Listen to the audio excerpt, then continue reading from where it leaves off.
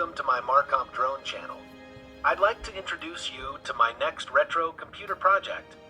This time it's a private one. It's been sitting in my basement, forgotten for quite a few years. I decided to disassemble it, clean it, and replace a few parts with slightly better ones. Here's what the original parts look like. I prepared new ribbon cables, cleaned the processor, an AMD Sempron 2600, an MSI KT4V motherboard, swapped the power supply for a Chieftec GPS-400AA-101 A, installed a mix of RAM, 2x500 12 megabytes, and 1x1 gigabyte, an 8GB graphics card, some GFORCE MX, and an 80 gigabyte Seagate hard drive.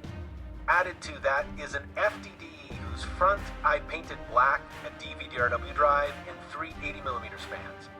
Of course, the case also underwent a minor makeover, from painting the front to wrapping the rest of the case in carbon fiber.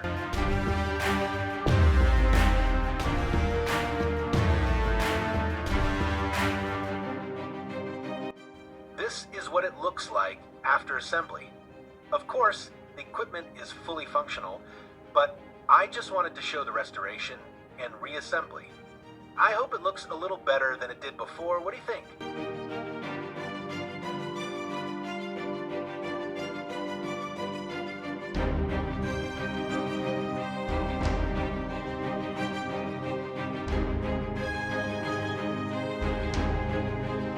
Thanks for watching.